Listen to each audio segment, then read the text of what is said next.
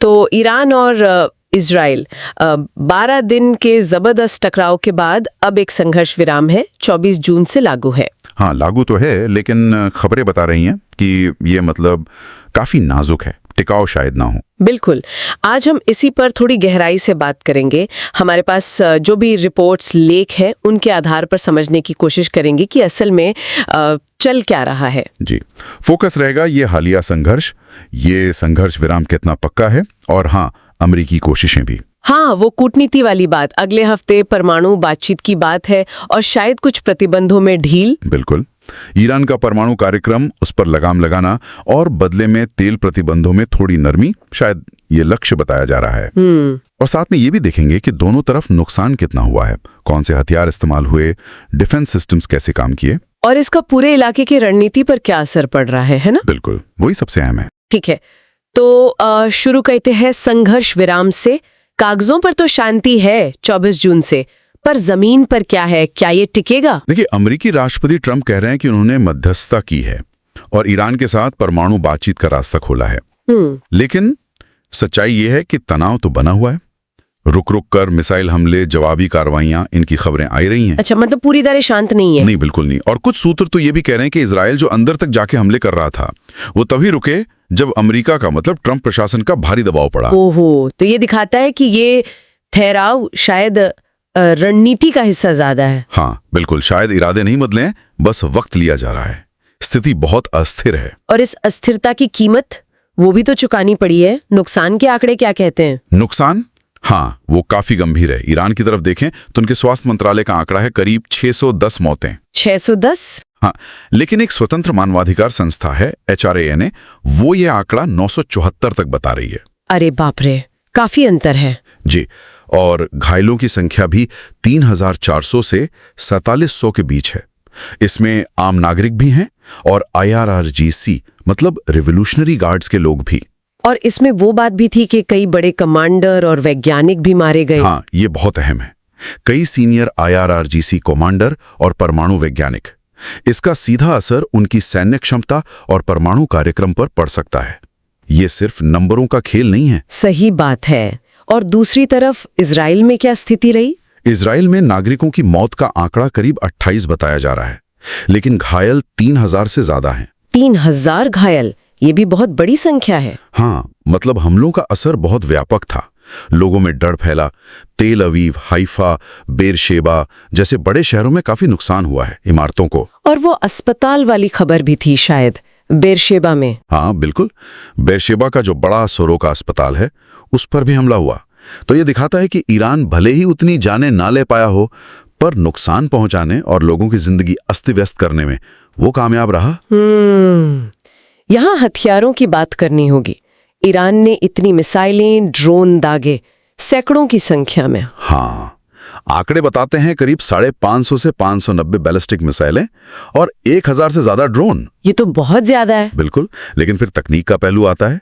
Israel का दावा है कि उनका जो मल्टी लेयर डिफेंस सिस्टम है, आयरन डोम, पैट्रियट, एरो सिस्टम, हाँ, वो 3 परत वाला, जी, उससे उन्होंने 90 से 95% हमलों को हवा में ही रोक दिया। 90 से 95%? ये तो कमाल की बात है। हाँ, इसमें फ्रांस जैसे देशों ने भी मदद की ड्रोन गिराने में।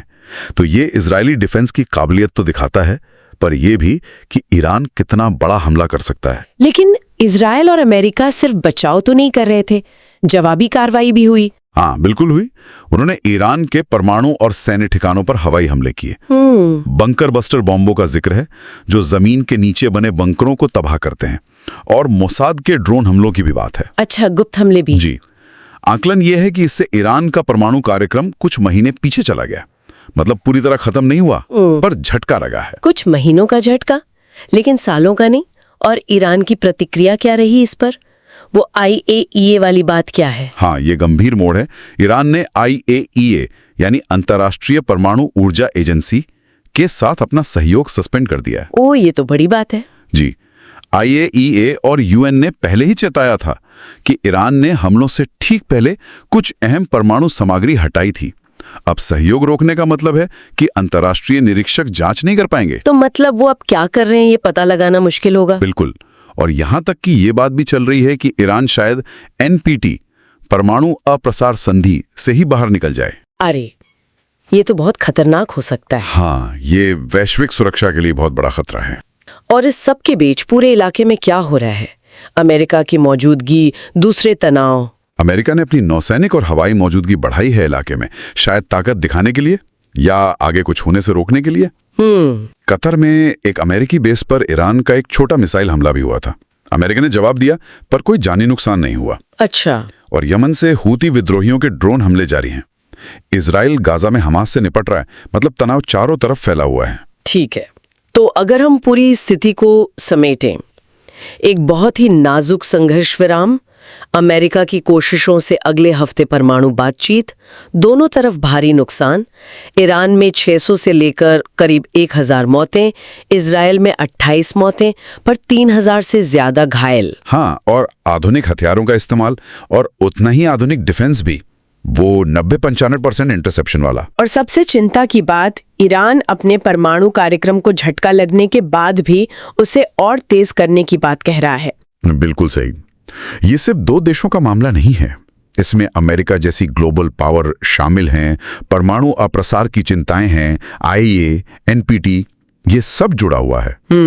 ध्यान अब भले ही परमाणु बातचीत पर जा रहा हो, लेकिन पीछे सैन्य तैयारी का माहौल तो बना ही हुआ है, जो हमें इस सवाल पर लाता है कि ईरान का परमाणु कार्यक्रम सिर्फ कुछ महीने पीछे गया है, वो उसे और तेज करना चाहता है। क्षेत्रीय तनाव भी कम नहीं हुआ है। हाँ। तो ऐसे माहौल में ये जो बातचीत होने वाले है, इस पर टिकी शांति कितनी टिकाऊ होगी?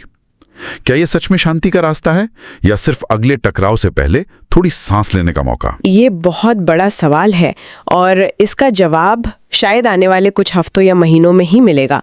देखना होगा कि ये कूटनीति कितनी सफल होती है या फिर तनाव फिर से बढ़ जाता है। बिल्कुल, स्थिति बहुत अनिश्चित है।